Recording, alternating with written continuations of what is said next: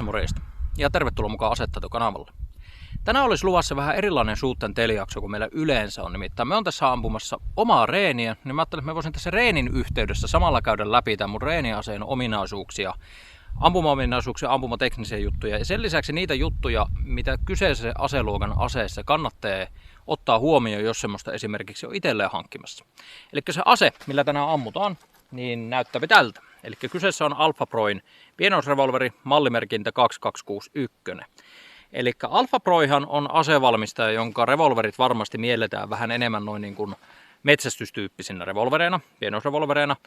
Mutta mulla on ollut nyt tämmöinen projekti tässä loppukevään alkukesän aikana, että mä haluaisin ottaa tämmöisen edullisen luokan, todella budjettiluokan pienoisrevolverin ja testata, että miten se toimii tässä kontekstissa. Eli urheiluammunta, toiminta-ammunta kontekstissa ja ennen kaikkea toiminta-ammunnan harjoitteluvälineenä.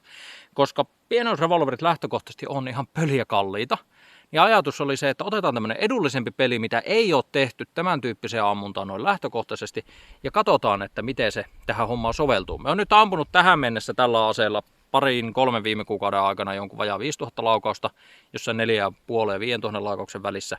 Eli nimenomaan on tullut hyvin kokemusta siitä, että miten tämä ase ihan oikeasti toimii reeniaseena, eikä vaan, että miten pakasta vedetty ase toimii ja millainen se on ampua. Niin tehdään silleen, että me ollaan ampuun tätä mun omaa reeniä ja samalla käydään vähän läpi, että mitä ampuma-ominaisuuksia, minkä tyyppisiä juttuja tässä kyseisessä aseessa nousee esiin ja mitä mulla on noussut tässä muutaman tuhannen viimeisen laukauksen aikana. Ja aloitetaan sillä, että heitetään suojat ja ladataan tuo ase. Nyt pitää totta kai muistaa, kun me aletaan tätä reeniä ampumaan, että nyt puhutaan toiminnallisesta pistoliammunnasta. Ei perinteisestä yhdenkään pistolilajista, jossa myös käytetään revolvereita, mutta niissä ammutaan täysin eri tavalla. Eli niissä kun haetaan absoluuttista tarkkuutta, niin luonnollisesti ammutaan ensinnäkin yhdellä kädellä, mutta sen lisäksi ammutaan yleensä yksitoimisena, eli se ase viritetään manuaalisesti ennen laukausta. Meillä näissä toimintalajeissa, kun tarkoitus on ampua nopeasti, useita maaleja, lukuisissa erilaisissa tilanteissa, niin nämä aseet, revolverit ammutaan kaksitoimisena, mikä tarkoittaa siis sitä, että me liiposimesta vetämällä sekä viritetään että laukastaan se ase. Eli me ei lähdetä sitä peukalolla virittää ennen sitä laukausta, joka totta kai tekee sitä ampumista ensinnäkin pirusti vaikeampaa, koska laukaisu on paljon pidempi ja paljon raskaampi, mutta sen lisäksi se tekee siitä aseelta haettavista ominaisuuksista aika erin, koska meillä alkaa painamaan paljon muutakin kuin vaan se, että kuinka tarkka ase se on ampua yksittäinen laukaus yksitoimisena, vaan sitten tulee ne nopeusjutut ja kaikki nämä muutkin jutut, niin sen takia tänään ammutaan nimenomaan toimintatyyppistä ammuntaa ja se kannattaa pitää mielessä. Mutta aloitetaan tämä reeni ihan vaan sillä, että testataan tämä aseen perustarkkuus. Eli mä vaan kokeilen, että tuossa on tuo reilu 10 metrin päässä nyt noita 20-senttisiä pleittejä, niin kokeillaan, että ase käy sinne, minne se käy. Ja tämä on semmoinen, mikä me itse teen joka reeni alussa. Ihan sama, mikä se reeni aihe on, niin me itse tykkään aloittaa sen sillä, että me kokeilen, että ase on kohillaan, me kokeilen, että se toimii, me kokeilen, että paukku toimii, mun varusteet toimii, jos semmoisia käytetään, ja sen lisäksi, että minä toimin. Että mun kroppa ja pää on sitä mieltä, että okei, nyt ollaan reenaamassa. Jos huomaa jossain näissä puutteet, eli huomaa, että aseen käynnissä on tapahtunut jotain, varusteet prakaa, paukut ei syty tai tämä se yleisin, että itsellä on pyörii mielessä kuin kauppalistat tai työasiat tai mitä ikinä, tai kroppa tuntuu jotenkin, että vääntää, kääntää, ei toimi. Niin tämä on se hetki, milloin me pystytään vielä tekemään jotain. Eli tämä on tavallaan semmoinen todennus, lämmittely joo, mutta myös todennus siitä, että okei, pelipäivä nyt tehdään. Ja nyt kun tämä on todettu toimivaksi, ase toimii, paukut toimii, varuste toimii, ukko toimii, niin sen jälkeen kaikki tekosyyt on pois pöydältä. Sen jälkeen se reeni aikana, jos ei osuta tai ei suju, niin on aivan turha syyttää mitään näitä edellä mainitusta, koska me tiedetään, että se vika löytyy vain ja ainoastaan silloin tekijästä. Ja sitten me tiedetään, mitä korjata. Me ei arvuutella, vaan me oikeasti voidaan siinä reenissä korjata se, mitä kuuluukin korjata. Niin kokeillaan, että miten käy. Hyvä, ammutaan.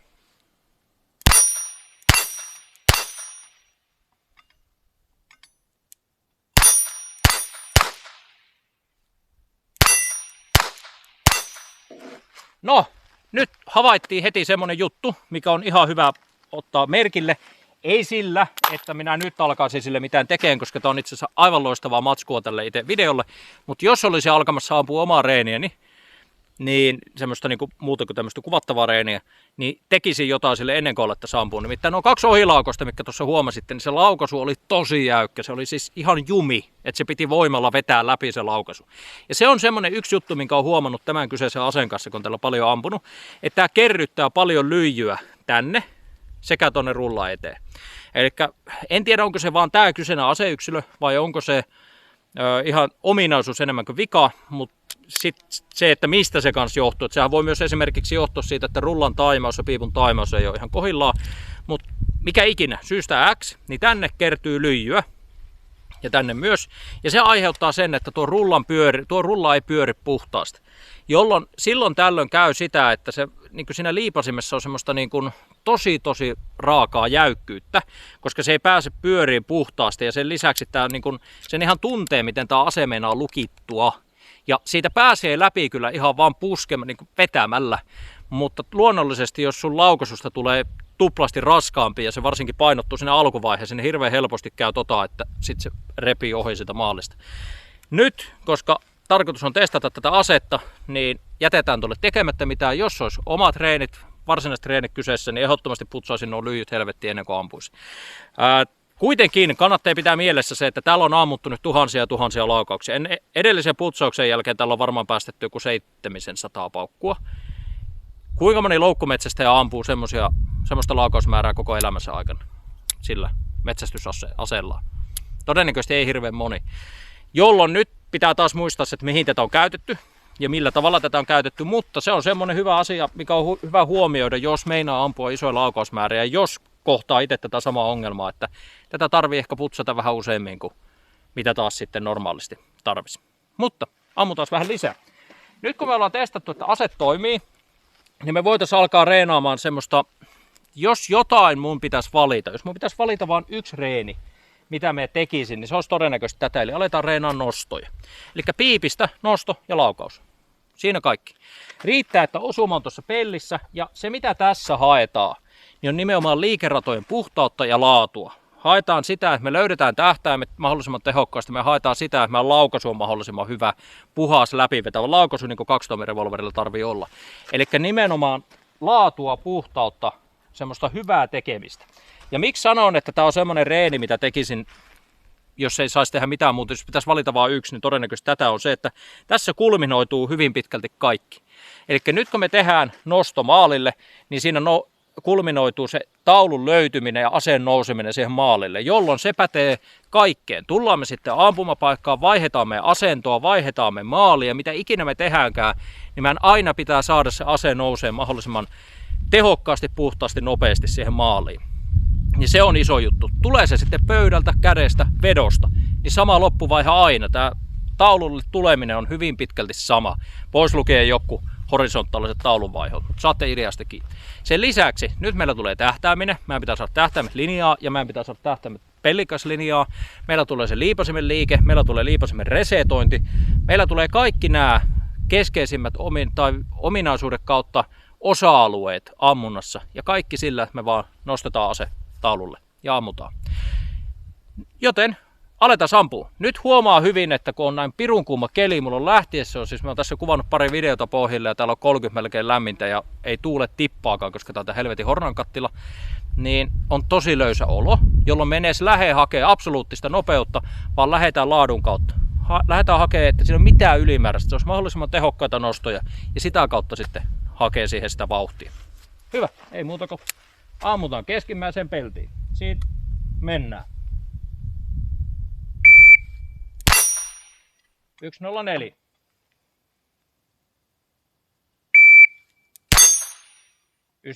Wayne Gretzky. Vasemmalta ali ohi. Mennäs lukittua tuo liipos. 92. Niin kuin sanottu, niin tosi löysä olo. Tuntuu siltä, että ne on semmosia niinku spaketteja noin nostot. Ja oma päivän kondis on tosi tärkeä tunnistaa. Nyt kun me tunnistan ton, niin mä haen nimenomaan vaan, että ne on toistettavia. Ne on laadukkaita. Siinä ei edes yritetä räjähtää, että ei lähdetä sählää, vaan tehdään vaan niinku mahdollisimman laatutekoja.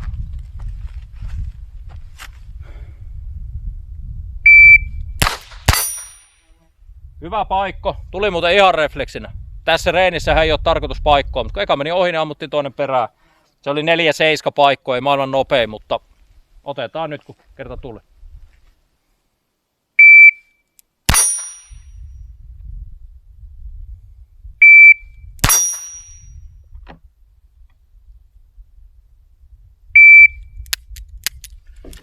No, siinä oli kans toinen refleksijuttu tuohon loppuun. No, nämä on aina hauskoja nähdä, kun tekee jotain yhtäkkiä, vaan tapahtuu toista. Tuossa kun tuli tuo viimeinen kliks, niin sieltä lähti heti toinen perään, koska se on revolverin häiriönpoisto. Eli jos teillä tulee klik, eli aseen laukea, että siellä on syttymätön paukku, niin mehän ei tarvi revolverissa tehdä mitään täpräkkejä, vaan me vedetään vaan uudestaan liipasimesta 2 revolverissa. Niin toivottavasti seuraavasta pesästä lähtee paukku. Nyt ei lähde, koska ase oli tyhjä, mutta siinä vaan näki hauskasti, että miten reaktiona se tulee se paikkolaukaus tai se häiriön poisto, joka revolverilla on vaan paikkolaukaus, kun sitä on jonkun verran tehnyt. Tossa oli 9 laukausta. Älytön määrä oppia, siis lyhyessä ajassa älytön määrä oppia. Ensinnäkin mulla ei mennä jyvää linjautua oikein. Me aina vähän kalastelee sitä. Eli toisin sanoen nyt pitäisi kirjaa ote paremmin ja tuoda se niin kuin paremmin linjassa jo siihen maalille. Et sitä tähtäinkuvaa ei ole kalastella siinä maalille, koska noi oli jotain 0,9 vetoja sitten loppujen lopuksi, mutta siinä tuhrautuu 10 ainakin siihen, että sä kalastat sitä jyvää. Ei tarvi liikkua yhtään nopeammin, pitää liikkua vaan puhtaammin, pitää saada nuo epäpuhtaudet pois. Tähtäimet nousee linjaan, ne tähtäimet nousee tauluun. Tarvii saada se veto tasaisesti loppuun asti, semmoista niin kuin laatua. Ei nopeutta, vaan laatua, niin se aika tulee sieltä sitten sitä mukaan. No, seuraavaksi sitten yksi iso juttu totta kai revolverin ominaisuuksissa, nyt kun puhutaan tämmöistä aseesta, niin on tuo 2-toimin laukaisu, että kuinka kevyt tai puhas se on vetää pohjaa. Tuossa kyseisessä harjoitteessahan se tulee tosi hyvin esille. Tässä ei missään tapauksessa ole kauhean kevyt. Se on pitkä, se on raskas. Se on aika selkeä. Siinä ei ole ylimääräistä rohinaa aika pauketta pois lukenut lukittumisia, mitä silloin tällöin tulee lyijytymistä johtuen. Mutta se on raskas kyllä, koska se on 2-toimin laukaisu. Nyt jos verrattaisiin tätä kilparevolvereihin, toiminta-ammuntarevolvereihin, joku 929 Smith & Wessoni vaikka, niin onhan se ero, onko yöllä ja päivällä. Totta kai, mutta semmoinen maksaa 3 kertaa, yli 3 kertaa tämän verran. Jolloin ei tää ole niin laadukas tuo laukaisu, niin puhas kuin mitä se on kilpa-ammuntaan tehdyssä revolverissa. Puhumattakin jossain manurhiineissa, missä se on siis ihan käsittämätön. Mutta mä en ehkä koe sitä huonona asiana. Koska nyt jos puhutaan reenirevolverista, niin se, että se on vähän raskaampi, niin se on itse asiassa aika hyvä. Koska se, että tällä opettelee ampuu hyvin, niin sitten se kisa 2-toimin laukaisu niin on taas paljon mukavampi. Koska yleensä aloittelijoilla varsinkin se ongelmaton 2-toimin laukaisu kanssa on se, että ei vaan sormi jaksa jerkuttaa sitä puhtaasti pohjaa. Sanomattakin se on selvää, että jos ei voimat riitä, niin sitä on hirveän vaikea tehdä myöskään kauhean puhtaasti. Jolloin se, että tuo on vähän raskaampi, niin ei itse asiassa ole tämmöisessä reenirevolverissa huono juttu. Kisareukussa se olisi, kun aletaan kilpailemaan. Mutta tämmöisessä, niin emme nyt ehkä kokisi sitä mitenkään huonona juttuna. No, tuo 2-toimin laukaisu on tosiaan, se on vähän raskas, mutta se on ihan ok, se on hyvä tämmöiseen. Mutta toinen, mikä näissä on tosi tärkeä, kun puhutaan toimintarevolverista, niin on se liipasimen palautus. Et millainen se liipasin on palauttaa, eli se painat sen pohjaa, ase laukee, niin kuinka nopeasti ja kuinka tehokkaasti sä saat sen liipasimen takaisin ampumavalmiiksi, eli palautettua eteen, jotta se ase voidaan laukaista uudestaan. Ja aletaan reenaamaan tuplalaukauksilla. Eli nyt se laukausten välinen aikahan kertoo meille sen, että kuinka nopeasti me saadaan resetoitua liipasin, palautettua tähtäimet tauluun ja laukaistua ase.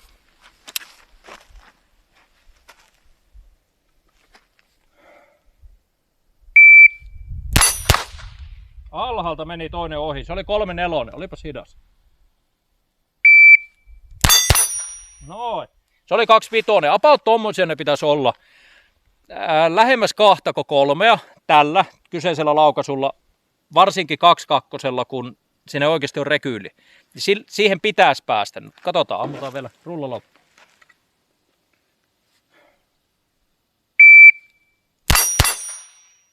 Kaksi 9. No.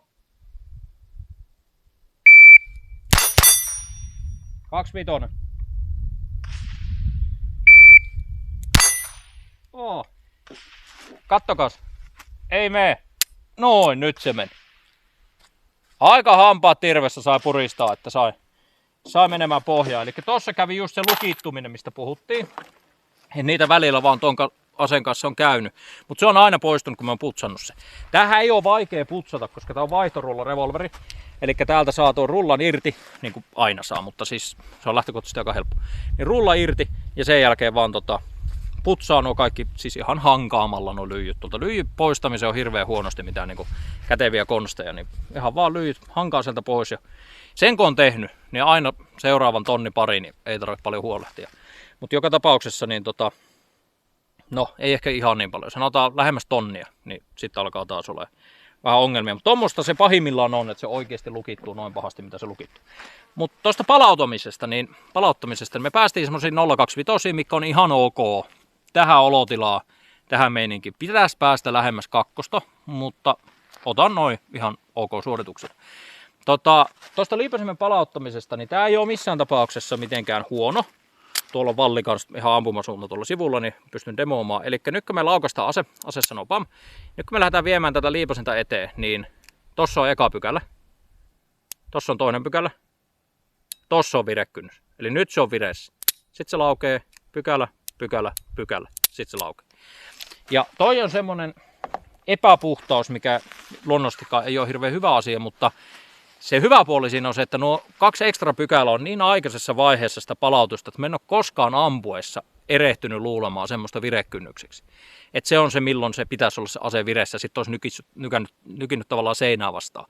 Vaan ne on niin alussa, että niistä vaan ajaa ohi. Ja sitten se eka klikkaus, minkä oikeasti edes huomaa, niin on se virekynnys. Jolloin tolleen rauhassa tunnustellen, niin olisi kiva, kun se olisi puhas. Onko sulla ampuessa mitään väliä, niin ei paskankaan väliä.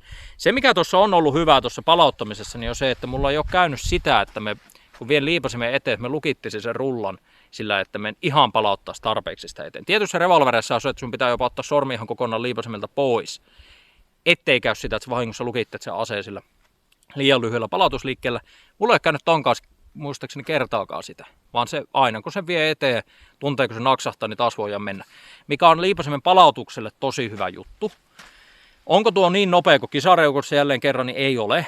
Se ei ole kisarevolveri, mutta tuommoinen 025 pääsee suht helposti, niin se on riittävä. Se olisi kiva, kun se olisi nopeampi, mutta se on riittävä.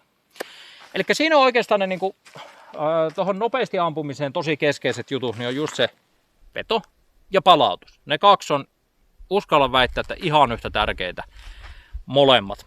Semmoinen, mikä tässä on kiva, kun tämä on 9-paikkainen revolveri, niin luonnollisesti me saadaan sen enemmän tonne rullaan niitä paukkuja, jolloin me tarvii ladata vähemmän, saadaan säästettyä aikaa. Mutta sen lisäksi, niin yksi semmoinen ihan tosi hauska yksityiskohta, mitä ei välttämättä tule ajatelleeksi, niin on se, että kun me otetaan 2 paukkua, niin nuo pesät on niin lähekkään toisen, me pystytään syöttämään ne molemmat sinne kerralla. Toisin kuin 6-paikassa, jossa on vähän enemmän väliä noilla pesillä, vaan me pystytään tuosta vaan syöttämään sinne aina 2 ja sitten 2 ja jopa 3, jos otat 3 tuohon, niin menee kaikki tonne kerralla rullaan. Nämä on tämmöisiä juttuja, mitkä ei niinku välttämättä, jos sä ammut vähän, niin niillä on niinku minkäänlaista merkitystä, mutta jos sä ammut tuhansia laukauksia, niin jokainen ajasäästö on aika jees. Sen lisäksi se revolverissa yksi aivan loistava juttu, niin on se, että kun sä hylsyt ei tipu maahan, vaan sä voit lyödä ne suoraan boksiin, niin sun ei tarvitse keräillä mitään. Nyt jos sä ammut vaikka 3-5 kertaa viikkoa ja sä säästät 10 minuuttia hylsyjen keruussa, niin 5 kerralla niin se on 50 minuuttia viikossa, mitä voi käyttää jonkin ihan muuhun kuin marjan poimintasimulaattoriin. Niin siinä mielessä se on sellainen, mistä kyllä itse tykkään. No, sitten niin kuin sanottu, niin totta kai niin kuin ampuman nopeuteen vaikuttaa tuo laukaisu, että milloin se on vetää, milloin se on palauttaa, mutta mihinkään vaikuttaa totta kai tosi paljon osumatarkkuuteen, niin on myös se laukaisun vetäminen. Ei niinkään se resetointi jossain määrin, mutta ennen kaikkea se vetäminen. Niin siitä voitaisiin mennä semmoiseen mun ehdottoman lempiharjoitteeseen, mitä tulee revolvereihin, eli tämmöiseen venäläiseen rulettiharjoitteeseen, mikä toimii siis seuraavalla tavalla. Ja me laitetaan tänne rullaan kovia jossain random järjestyksessä, saatte ihan itse päättää, että miten. Ja sitten me laitetaan sinne hylsyjä perään.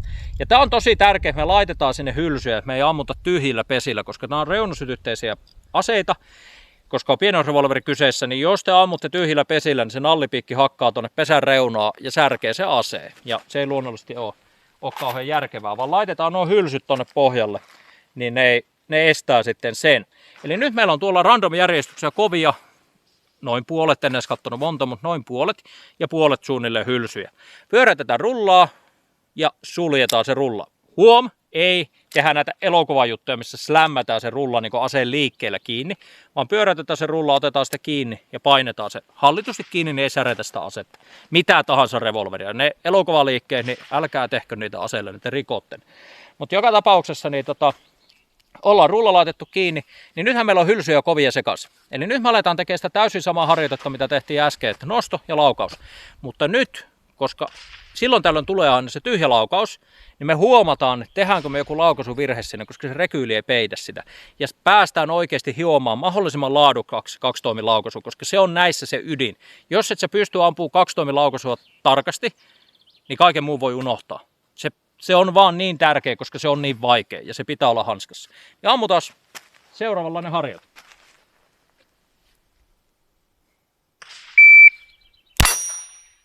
Se oli 104, sieltä lähti kova. Aika hyvä, aika hyvä. Tyhjä laukaukseksi, aika jees. Huono, koska ei osu. Tossa hyvin huomasitte. Nyt tuli ensimmäinen tommonen niin kuin tyhjällä ammuttu ihan merkittävä selkeä laukaisuvirhe.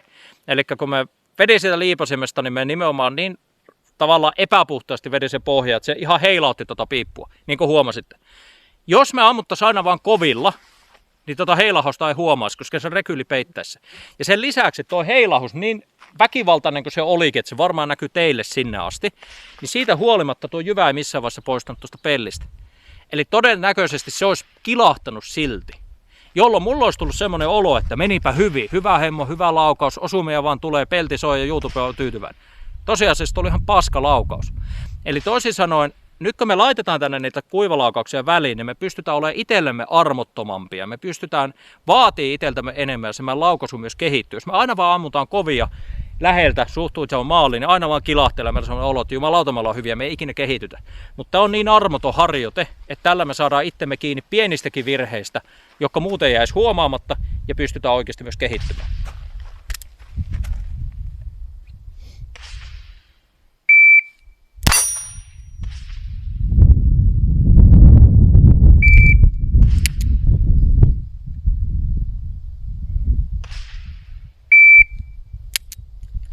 Huomasitko, miten ylös nousi ase?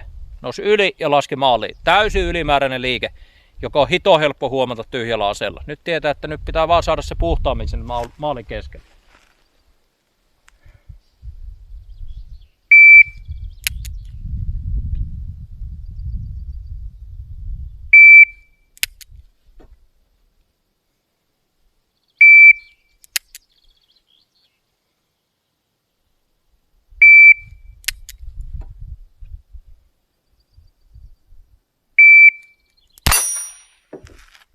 Oli 1.10. No, aika lailla taas olla rullaa, mutta tyhjäksi. Aivan huippuharjoite. Juurikin tuosta syystä, että te huomaatte, että teette jonkun laukaisuvirhe, mutta sen lisäksi, kun puhutte sitä liipasimen resetoinnista, niin tuossa huomaa myös sen. Nyt kun te olette tyhjälaukaissut aseen ja palautatte sormen sinne resettiin, liipasimen eteen, niin te huomaatte, että miten teillä on tähtäimet. Onko se valmiina heti seuraavan laukauksen vaiko eikö? Muuttuuko otteessa jotain näin eteenpäin, varsinkin jos tätä tekee kovempi rekyylisillä aseilla. Samahan voi tehdä ihan hyvin 357 tai 45 tai 3 kaseilla, millä nyt haluattekaan. Niin pääsee reenaamaan kaikki ne laukaisun eri vaiheet ja oikeasti huomaamaan, että mitä siellä tulee tehtyä ja mitä ei tule tehtyä. Tuon hyvä puoli on myös, että se vie paukkua pirun vähän. Otatte 15 paukkua mukaan ja 1 kova ja 5 tyhjää ja sen jälkeen alatte tekemään, niin siinä menee varmaan tunti ennen kuin ne 15 paukkua ammuttu. Eli hyvin vähällä laukausmäärällä saa hirveän määrän toistoja ja pidettyä itsensä oikeasti armottomana siinä, että vaatii itseltään enemmän. Nyt sitten voitaisiin tehdä vielä viimeinen harjoite, joka testaa myös tota asetta, eli mennään oikeasti kauas ja aletaan ampumaan tarkkuutta, koska tämä 10 metriä tuommoiseen peltiin niin ei vielä hirveästi vaadi tarkkuutta. Niin nyt kun meillä on mahdollisuus, niin mennään 50 ja katsotaan, että saadaanko me tuo pelti soimaan. No niin, mitähän tulikaan luvattua, nimittäin 50 metriä, 20 sentin pleitti, 2 tommi pienoisrevolveri. Jaa. No, katot.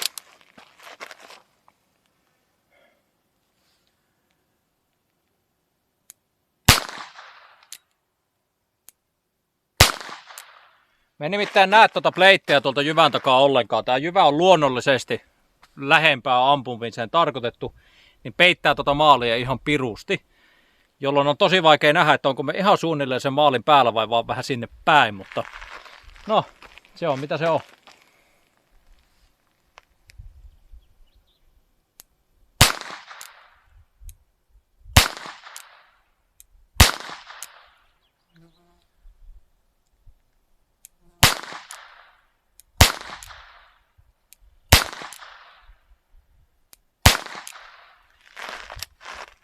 Joo. Se, että mä saisin täältä osuman näillä tähtäimillä, noin pieneen pleittiin, missä ei ole mitään kontrastia eikä mitään tähtäyspistettä, kun se on siellä maalin takana, tai tähtäinten takana, niin se on ihan YouTubea, se on ihan vaan tuuria. Tehdään sille, mennään realistisille etäisyyksillä ja katsotaan sitten sitä tarkkuutta, että miten täällä oikeasti pystyy osumaan. No niin, 25 metriä. Voi olla vähän realistisempi matka tämän tyyppisellä aseella, niin katsotaan sitten, miten se pelti soi tältä matkalta.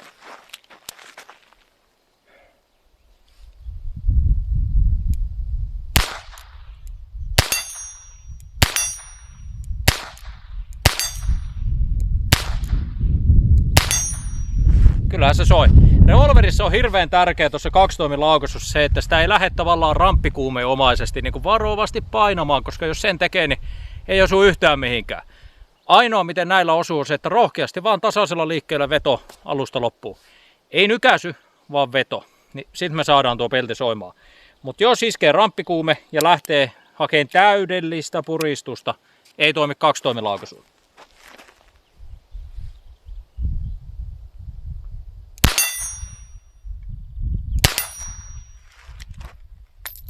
No, kaikki ammuttu. Hyvä. Se ehkä tämän päivän reenistä. Totta kai määrällisesti vedän vielä lisää toistoja, mutta tossa on ne perusytimet, eli siis nostot, yhdet laukaukset, tuplalaukaukset. Se venäläinen rulettireeni on aivan loistava tuohon tarkkuusharjoitteluun. Pidempi ampumamatka, sitä on hyvä tehdä, jos vaan pystyy. Joku tämmönen 25-30 metriä, aivan loistava.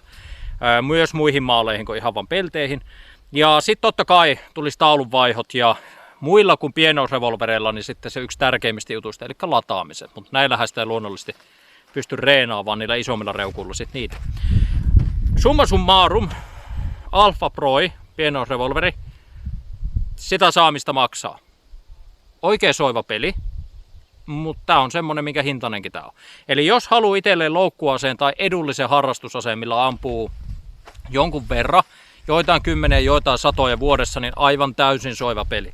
Laittaisinko tätä vakavamieliseen tuhansien, 10 000 laukausten vuosivauhtiin niin kuin reeniaseeksi, niin todennäköisesti en. Koska siinä vaiheessa, jos sä ammut vaikka 10 tonneja vuodessa, niin se aseen vaikka 1 000 euron korkeampi hintalappu, niin ei siinä konkurssissa tunnu enää yhtään missään. Niin siinä laittaisin jonkun, mikä on enemmän siihen hommaan tehty. Mutta loukkuaseeksi ja siinä sivussa tarkkuusharjoitteluun tai sitten satunnaiseen harrastamiseen tarkkuusmielessä, niin aivan soiva peli. Ja kun tää ei tosiaan ole hinnalla pilattu, toisin kuin niin moni enemmän semmonen kisakirjavempele on. Mutta niin kuin huomaatte, tälläkin voi ampua nopeasti, 2-5 splittejä, tällä voi ampua tarkasti, 2-5-30 suhteellisen helpostikin. Eli ei jää aseominaisuuksista kiinni, mutta vaatii ampujalta enemmän kuin sitten semmonen vielä hiotumpi kisakirjavempele. Mutta tätä videota oli tosi moni toivonut. Tässä oli vähän erilainen tatsi tai eri kulma kuin mitä moni varmasti oletti, että ei menty vaan loukulle ammuttu kosketuslaukauksia tai lähilaukauksia, mutta joka tapauksessa niin toivottavasti saatte tästä irti, toivottavasti oli teille viihdyttävä. Kuten aina, niin toivomuksia otetaan vastaan kommentteihin, sinne vaan kommentteja, mitä aseita te haluatte nähdä, niin me sitten niitä parhaamme mukaan toteutetaan. Mutta mulla ei muuta tällä kertaa, niin sitten ei muuta kuin nähdään ensi kerralla.